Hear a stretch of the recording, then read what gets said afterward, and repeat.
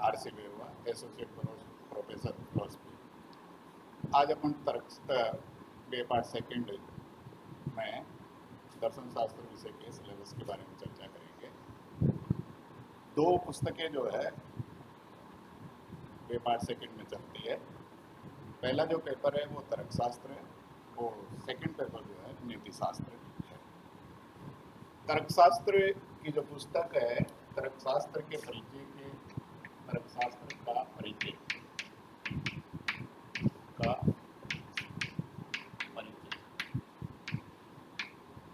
यह पुस्तक Irving M कोटी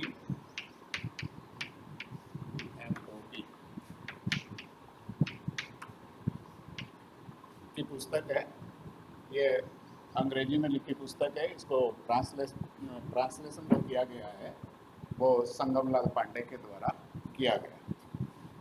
तर्कशास्त्र के अंतर्गत जो है सिलेबस की दृष्टि से इसको 3 भागों में बांटा गया है। पहला पार्ट इसका जो है भाषा से संबंधित है, दूसरा पार्ट निगमन, और तीसरा पार्ट जो है आगमन है। भाषा से संबंधित के अंतर्गत जो पहले पार्ट के अंतर्गत जो अध्ययन किया जाता है उसमें तर्कशास्त्र क्या है, आधार वाक्य क्या है, निष्कर्ष क्या है, क्या तर्कशास्त्र एक नियामक विज्ञान है, युक्ति क्या होती है, सुतर्कित युक्ति, कुतर्कित युक्ति, आगमन और निगमन तर्क वाक्य आदि के बारे में चर्चा हम करेंगे। इसके बाद में सहमति असहमति के बारे में, भाषा के मौलिक कार्यों के संदर्भ में चर्चा करेंगे। अनौपचारिक तर्क दोषों के बारे में चर्चा की जाती है। ये पहला पार्ट है जो भाषा से संबंधित है, उसके अंतर्गत हम इनका अध्ययन करेंगे। दूसरा पार्ट जो है निगमन है। सामान्य रूप से तर्कशास्त्र में 2 प्रकार के तर्क होते हैं, एक आगमन तर्क और निगमन तर्क। निगमन उसे कहा जाता है जिसके अंतर्गत हम सामान्य से विशेष निष्कर्ष निकाल सकते हैं। तात्पर्य यूनिवर्सल टू पर्टिकुलर। हमारे सामने एक सामान्य निष्कर्ष है, उस सामान्य निष्कर्ष जो सार्वभौमिक है, स्थापित है, उस सार्वभौमिक निष्कर्ष के आधार पर जो विशेष घटनाओं के बारे में जो निष्कर्ष निकाला जाता है उसे हम जो है निगमन कहते हैं। फॉर एग्जाम्पल के लिए हम देखें कि सभी मनुष्य मरणशील है, राम एक मनुष्य है, अतः राम मरणशील है। ये सामान्य से विशेष निष्कर्ष निकाला जाता है जिसे हम निगमन के रूप में जानते हैं। तो निगमन के अंतर्गत जो है मानक आकार के तर्क वाक्यों के बारे में अध्ययन किया जाता है। परंपरागत वर्ग विरोध के बारे में चर्चा हम करते हैं। वैन आरेख तर्क वाक्यों के बारे में चर्चा करेंगे, और उसके बाद ना आर्गुमेंट्स की वैलिडिटी के संदर्भ में कि आर्गुमेंट वैलिड है इनवैलिड है उसके बारे में हम चर्चा करते हैं। मानक आकार के निरपेक्ष न्याय वाक्यों के नियम के बारे में, फैलेसीज के बारे में, तर्क दोष क्या होते हैं उसके बारे में भी सेकंड पार्ट के अंतर्गत जो निगमन का हमारा पार्ट है उसके अंतर्गत हम अध्ययन करते हैं। उसके बाद में जो थर्ड पार्ट जो बांटा जाता है वो आगमन है। जैसा कि हमने देखा कि 2 प्रकार के तर्क जो है तर्कशास्त्र में होते हैं, आगमन और निगमन। तो निगमन में जहाँ बतलाया जाता है कि सामान्य से विशेषों की ओर जाना निगमन है, उसके विपरीत जो आगमन के अंतर्गत हम जो है विशेषों से सामान्य निष्कर्ष स्थापित करना। जहाँ प्राय निगमन के अंतर्गत देखा कि सभी मनुष्य मरणशील है, यह एक सार्वभौमिक सिद्धांत है। इस सार्वभौमिक सिद्धांत के आधार पर हम एक व्यक्ति विशेष की सत्ता को सिद्ध करते हैं कि सभी मनुष्य मरणशील है, राम एक मनुष्य है, अतः हम ये भी कह सकते हैं कि राम भी मरणशील। उसी प्रकार आगमन के अंतर्गत हम क्या करते हैं कि विशेष विशेष घटनाओं को इकट्ठा करते हैं, और विशेष विशेष घटनाओं को इकट्ठा करने के बाद में एक सामान्य निष्कर्ष को स्थापित करते हैं। तो जैसे हम देखते हैं कि राम मरणशील है, मोहन मरणशील है, दिनेश मरणशील है, सोन मरणशील है। बहुत सारी घटनाओं को इकट्ठा किया और उनका अनुसंधान किया, निरीक्षण किया, परीक्षण किया, और उसके आधार पर एक सार्वभौमिक सिद्धांत का जो निर्माण किया जाता है उसे हम आगमन के रूप में जानते हैं। तो ये दोनों तर्क एक दूसरे के विरोधी तर्क माने जाते हैं। जैसे हम कहें कि निगमन के अंतर्गत जो है सामान्य से विशेषों की ओर जाना, उसी प्रकार से आगमन के अंतर्गत जो है विशेषों से सामान्य की ओर जाना जो है आगमन कहलाता है।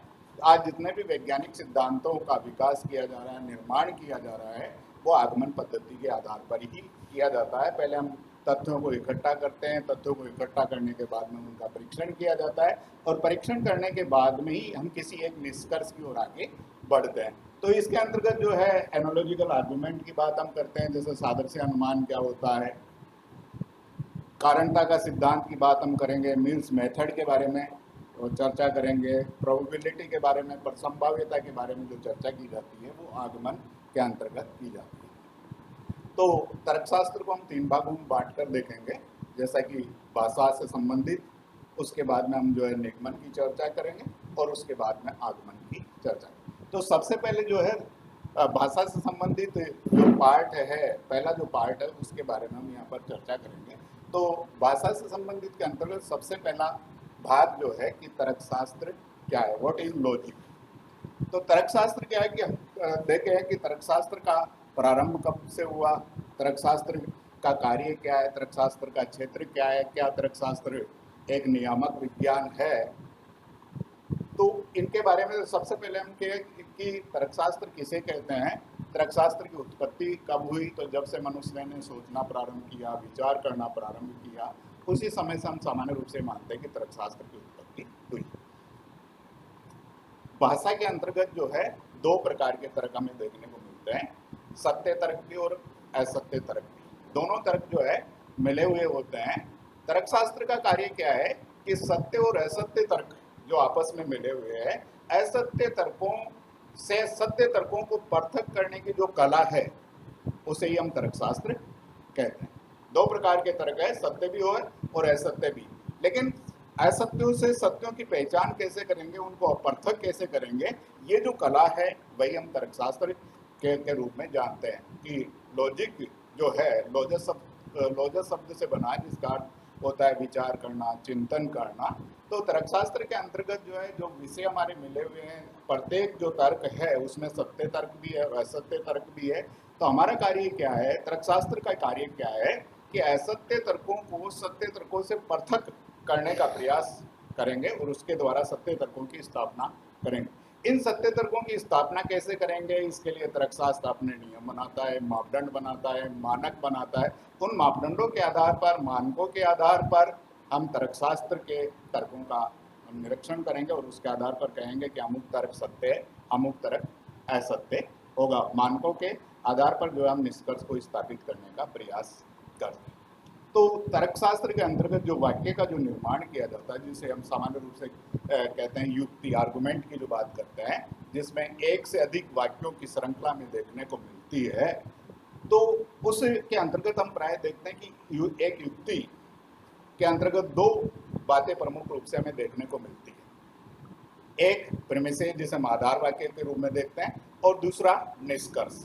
आधार वाक्य और निष्कर्ष 2 चीज जो है युक्ति की आधार स्वरूप जो है प्रकट किए जाते हैं, आधार स्वरूप रूप से उपस्थित होते हैं। कि आधार वाक्य उन्हें कहा जाता है जो किसी निष्कर्ष को मनवाने के लिए आधार के रूप में प्रस्तुत किए जाते हैं। किसी निष्कर्ष के जो स्तंभ होते हैं, जिनके आधार पर किसी निष्कर्ष को स्थापित किया जा सकता है, उसे हम आधार कहेंगे। और उन आधार वाक्यों, उन वाक्यों के आधार पर जो परिणाम निकाला जाता है उसे हम निष्कर्ष कहते हैं। आधार वाक्य और निष्कर्ष जो है निरपेक्ष वाक्य नहीं है। आधार वाक्य और निष्कर्ष एक सापेक्ष वाक्य हैं। कोई भी वाक्य जो आधार वाक्य निष्कर्ष में परिवर्तित हो सकता है और निष्कर्ष जो है कभी आधार वाक्य के रूप में परिवर्तित हो सकता है। फॉर एग्जाम्पल के लिए देखें कि नौकर और मालिक, ये जो 2 पद है, नौकर सदैव नौकर नहीं रहता और मालिक सदैव जो है मालिक नहीं होता। ये सापेक्ष पद है जो बदलते रहता है। एक परिस्थिति में एक व्यक्ति जो है नौकर बन सकता है और वही व्यक्ति जो है दूसरी परिस्थिति में मालिक बन सकता है। तो ये निरपेक्ष नहीं है। निरपेक्ष सामान्य रूप से उस वाक्य को कहा जाता है जिसमें परिवर्तन नहीं होता।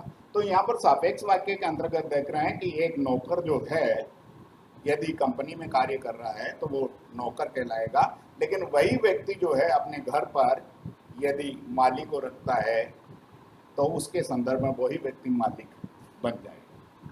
तो आधार वाक्य और निष्कर्ष के संदर्भ में भी हम देखते हैं कि ये दोनों वाक्य भी ऐसे हैं जो कभी आधार वाक्य बन जाता है तो कभी निष्कर्ष बन जाएगा। अर्थात यह नहीं है कि आधार वाक्य सदैव आधार वाक्य रहेगा और निष्कर्ष सदैव निष्कर्ष रहेगा, ये सापेक्ष वाक्य। अब इन दोनों में अंतर क्या, हम कैसे पहचान करेंगे कि ये आधार वाक्य और ये निष्कर्ष है? इनमें मामूली अंतर हमें देखने को मिलता है कि आधार वाक्य और निष्कर्ष में अंतर क्या है कि निष्कर्ष की पहचान करने के लिए किसी भी वाक्य से पहले अतः शब्द का प्रयोग है, इसलिए शब्द का प्रयोग है, परिणाम स्वरूप शब्द का प्रयोग है, फलस्वरूप शब्द का प्रयोग है, यदि उसके बाद में कोई कथन आता है तो हम उसे निष्कर्ष कहते हैं। अतः शब्द है, इसलिए है, परिणाम स्वरूप है, फलस्वरूप है, अंग्रेजी में यदि हम बात करें तो देयरफॉर शब्द की बात करते हैं। यदि उसके बाद में कोई भी वाक्य रखा जाता है तो उसे हम निष्कर्ष के रूप में जानते हैं। अब यदि इन वाक्यों का प्रयोग नहीं हो रहा है, अतः शब्द का प्रयोग नहीं हुआ, इसलिए का नहीं हुआ, परिणाम स्वरूप का नहीं हुआ या फलस्वरूप शब्द का प्रयोग नहीं हुआ, ऐसी स्थिति में हम कैसे पहचान करेंगे कि आधार वाक्य कौन सा और निष्कर्ष कौन सा है? तो सामान्य रूप से हम देखेंगे कि यदि इन शब्दों का प्रयोग नहीं है तो क्योंकि शब्द का प्रयोग जो है वाक्य में या युक्ति में हमें देखने को मिलता है। क्योंकि शब्द का प्रयोग क्यों किया जाता है? किसी चीज को सिद्ध करने के लिए किया जाता है। तो क्योंकि शब्द से जो पहले का वाक्य है, क्योंकि शब्द से जो पहले का वाक्य होगा वो हमारा निष्कर्ष होगा और उसके बाद में जो आ रहे हैं वो आधार वाक्य के रूप में। दो बात, पहली बात मैंने कही कि अतः शब्द है, इसलिए शब्द है, परिणाम स्वरूप है, इसके बाद में यदि कोई कथन आता है तो वो निष्कर्ष कहलाता है। क्योंकि शब्द से पहले यदि कोई वाक्य आता है तो वो हमारा क्या होगा? निष्कर्ष होगा। ये आधार वाक्य और निष्कर्ष के संदर्भ में हम चर्चा कर रहे हैं। यदि इन शब्दों का प्रयोग भी किसी युक्ति में नहीं होता है कि अतः शब्द भी नहीं हुआ, इसलिए भी नहीं हुआ, परिणाम स्वरूप भी नहीं हुआ, इसके अतिरिक्त जो है क्योंकि शब्द का प्रयोग भी नहीं हुआ, तो ऐसी स्थिति में हम कैसे पहचान करेंगे कि आधार वाक्य कौन सा और निष्कर्ष कौन सा? उसके लिए तीसरी चीज जो है कि प्रीमिसेस जो है, आधार वाक्य जो है वो आपस में सदैव जुड़े रहते हैं। आधार वाक्यों को हम पृथक नहीं कर सकते। अर्थात दो वाक्य यदि और शब्द से, एंड शब्द जो अंग्रेजी का है, और शब्द से जुड़े हुए हैं तो उसको हम आधार वाक्य कहेंगे और उनसे पृथक जो शब्द होगा वो हमारा निष्कर्ष कहलाएगा। तो हम बहुत आसानी से ये पहचान कर सकते हैं कि हमारा आधार वाक्य कौन सा है और निष्कर्ष कौन सा है। किसी भी आर्गुमेंट के लिए आवश्यक है कि उसके अंतर्गत जो है दो वाक्य होंगे, एक आधार वाक्य और एक निष्कर्ष। दोनों की पहचान किस प्रकार से की जाती है उसके बारे में मैंने तीन चीजें बताई कि किस प्रकार से हम आधार वाक्य और निष्कर्ष को पहचान कर सकते हैं। तो एक आर्गुमेंट के अंतर्गत जो है आधार वाक्य का होना और निष्कर्ष का होना बहुत जरूरी है। किस प्रकार से एक आर्गुमेंट का निर्माण हम करते हैं? फॉर एग्जाम्पल के लिए देखें कि सभी दार्शनिक दूरदर्शी होते हैं। सभी दार्शनिक जो है दूरदर्शी होते हैं। डॉक्टर राधाकृष्णन जो है दूरदर्शी है, अतः डॉक्टर राधाकृष्णन दार्शनिक है। यहाँ अतः शब्द का प्रयोग किया, अतः शब्द का प्रयोग जो किया उसके बाद में जो वाक्य रखा गया है वो हमारा निष्कर्ष है। अतः डॉक्टर राधाकृष्णन दार्शनिक है, ये हमारा निष्कर्ष है। और इससे पहले के जो दोनों वाक्य है वो स्वतः ही हमारे आधार वाक्य हो जाएंगे कि सभी दार्शनिक दूरदर्शी होते हैं और डॉक्टर राधाकृष्णन जो है दूरदर्शी है, ये हमारे आधार वाक्य। अतः डॉक्टर राधाकृष्णन जो है दार्शनिक है, ये हमारा निष्कर्ष है। तो इस प्रकार से हम आधार वाक्य और निष्कर्ष की पहचान जो है बहुत आसानी से कर सकते हैं, क्योंकि एक युक्ति के अंतर्गत उसके आर्गुमेंट की वैलिडिटी की बात करेंगे कि आर्गुमेंट वैलिड कब होता है, इनवैलिड कब होता है। उसके लिए सबसे पहले या सबसे जरूरी जो आवश्यकता है वो हमें ये पहचान करना आना चाहिए कि आधार वाक्य क्या होता है और निष्कर्ष क्या होता है। यदि हम आधार वाक्य और निष्कर्ष में ही अंतर नहीं समझ पाएंगे तो हम एक आर्गुमेंट को जमा नहीं सकते। सबसे पहले आर्गुमेंट को जमाएं और आर्गुमेंट को जमाने के बाद में नियमों का या मानकों का या मापदंडों का सहारा लेकर हम जो है एक कंक्लूजन, एक जो है आर्गुमेंट की वैलिडिटी तक पहुंचेंगे कि हमारा आर्गुमेंट वैलिड होता है या नहीं। जैसे कि हमने अभी ये कह दिया कि सभी दार्शनिक दूरदर्शी होते हैं, डॉक्टर राधाकृष्णन जो है दूरदर्शी है, अतः डॉक्टर राधाकृष्णन दार्शनिक है। ये आर्गुमेंट वैलिड है या इनवैलिड है ये हम मानकों के आधार पर, मापदंडों के आधार पर ही इसका निर्धारण कर सकते हैं। आर्गुमेंट का निर्माण तो हम किसी भी प्रकार से कर देंगे जिसमें सुतर्कित युक्ति भी होगी और कुतर्कित युक्ति भी होगी। आर्गुमेंट की जब बात करेंगे तो दो प्रकार की युक्तियां में देखेंगे। एक युक्ति जो होगी वो सुतर्कित, जिसमें हमारे आधार वाक्य सत्य होंगे और निष्कर्ष भी सत्य होंगे। एक युक्ति जो है कुतर्कित हो सकती है, जिसके आधार वाक्य हमारे जो है असत्य हैं परंतु निष्कर्ष हमारा सत्य हो सकता है, या हमारे आधार वाक्य असत्य हैं परंतु निष्कर्ष हमारा सत्य। यदि ऐसा हम करेंगे तो आर्गुमेंट जो हमारा इनवैलिड भी होगा और आर्गुमेंट जो है कुतर्कित भी, जो युक्ति होगी हमारी कुतर्कित भी होती है। तो युक्ति की जो है सुतर्कित होगी या कुतर्कित होगी, ये आधार वाक्यों पर निर्भर करेगा कि हम किस प्रकार के आधार वाक्य प्रस्तुत करते हैं। फॉर एग्जाम्पल के लिए हम देखें कि राम जीवन की उम्र जो है 50 वर्ष है। एक आर्गुमेंट हमने दी, राम जीवन की उम्र जो है 50 वर्ष है, और दूसरा आर्गुमेंट हम दे रहे हैं कि 50 वर्ष के व्यक्ति को मताधिकार है। दोनों कथन हमारे सत्य है कि एक व्यक्ति के बारे में जो चर्चा कर रहे हैं कि राम जीवन की उम्र जो है 50 वर्ष है, ये कथन हमारा सत्य है, और दूसरा कथन कि 50 वर्ष के व्यक्ति को मताधिकार होता है, ये भी सत्य है, क्योंकि 18 वर्ष से अधिक सभी व्यक्तियों को मताधिकार प्राप्त है। उसके आधार पर हम ये निष्कर्ष निकाल लें कि 50 वर्ष के व्यक्ति को मताधिकार होता है। राम जीवन की उम्र 50 वर्ष है और 50 राम जीवन को मताधिकार है, उसके आधार पर हम कंक्लूजन निकालेंगे कि मताधिकार की आयु क्या है, 50 वर्ष है, तो ये हमारा आर्गुमेंट कुतर्कित होगा। इस प्रकार से बहुत आर्गुमेंट जो है हम इस तरह के निकालते हैं, जैसे सभी कुत्ते जो है स्तनपायी है, सभी बिल्लियां जो है स्तनपायी है, उसके आधार पर हम ये कह दें कि सभी बिल्लियां कुत्ते होते हैं, कुत्ते जो है होते हैं। तो ये जो कंक्लूजन निकाला जाएगा तो हमें इस बात का ध्यान रखना पड़ेगा कि आधार वाक्य सत्य हैं या निष्कर्ष सत्य हैं, उनके आधार पर हम युक्ति को सुतर्कित रूप से प्रस्तुत कर रहे हैं या कुतर्कित रूप से। दोनों तरह से युक्ति प्रस्तुत की जा सकती है। उसकी वैलिडिटी जो है मानकों, मापदंडों पर ही निर्धारित की जाएगी कि आर्गुमेंट हमारा जो है इनवैलिड है या वैलिड है। तो एक आर्गुमेंट के लिए ज़रूरी है कि हम आधार वाक्य और निष्कर्ष को सही ढंग से समझें, उसके आधार पर ही हम आर्गुमेंट की वैलिडिटी की बात करेंगे। तो हम सामान्य रूप से देखते हैं कि तर्कशास्त्र के बारे में जो चर्चा की जाती है कि तर्कशास्त्र तर्कों का अध्ययन करता है, तर्कों का निर्धारण करता है, तो क्या ये एक विज्ञान हो सकता है? तर्कशास्त्र को हम क्या विज्ञान की श्रेणी में रख सकते हैं? तो तर्कशास्त्रियों ने माना कि तर्कशास्त्र एक नियामक विज्ञान है, नॉर्मेटिव साइंस जिसे हम कहते हैं, नियामक विज्ञान है, क्योंकि तर्कों की सत्यता या असत्यता के लिए वो मापदंड निर्धारित करता है, मानक बनाता है। उन मानकों के आधार पर, मापदंडों के आधार पर ही हम तर्कशास्त्र के कथनों का हम जो है निर्धारण करते हैं कि हमारा जो कथन है वो सत्य है या असत्य है, वैध है या अवैध है। तो ये जो प्रारंभिक चर्चा जो लैंग्वेज के संदर्भ में, भाषा के संदर्भ में हम तर्कशास्त्र के बारे में जो चर्चा करते हैं वो हमें देखने को मिलती है।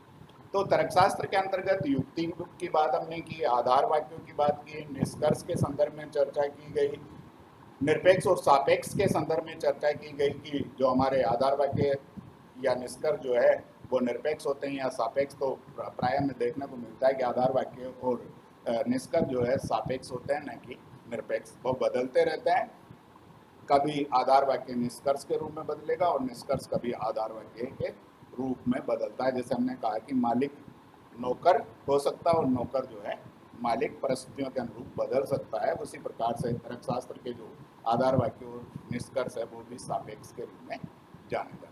तर्कशास्त्र के अंतर्गत जो हम आर्गुमेंट की बात, युक्ति के प्रकार के संदर्भ में बात कर रहे थे कि सुतर्कित युक्ति है, कुतर्कित युक्ति है, उसके संदर्भ में कि आधार वाक्य और निष्कर्ष के संदर्भ में देख रहे थे कि आधार वाक्य सत्य होगा, निष्कर्ष सत्य होगा तो हमारी युक्ति सुतर्कित होगी। आधार वाक्य असत्य है और निष्कर्ष असत्य है तो हमारी युक्ति कुतर्कित होगी। तो उसके आधार पर जो हम युक्ति की वैलिडिटी के संदर्भ में भी, वैधता के संदर्भ में भी चर्चा करते हैं। तो प्रारंभिक संदर्भ में, प्रारंभिक जो संदर्भ में हम प्राय देखते हैं कि तर्कशास्त्र के अंतर्गत किन बातों का अध्ययन किया जाएगा, उसके बारे में हमने बात की कि भाषा के संबंध में हम चर्चा करेंगे। और भाषा के संबंध में सबसे पहले तर्कशास्त्र की बात करेंगे कि व्हाट इज लॉजिक, तर्कशास्त्र क्या होता है। उसके बाद में हम चर्चा करेंगे कि भाषा के कार्य क्या है, किन कार्यों को जो है भाषा संपादित करती है, उनकी चर्चा हम करेंगे। तो तर्कशास्त्र के अंतर्गत जो है सामान्य रूप से हम तर्कों को दो भागों में बांटकर देखेंगे। तर्क जो है दो भागों में बटे हुए दो प्रकार के होते हैं, एक आगमन और दूसरा निगमन के रूप में। दोनों जो है एक सामान्य से विशेषों की ओर जाना और एक विशेषों से सामान्य की ओर जाना। निगमन तर्क जो है सामान्य से विशेषों की ओर जाना, और आगमन तर्क के अंतर्गत हम विशेषों से सामान्य की चर्चा करते हैं। Universal to particular and particular to universal की बात हम करेंगे।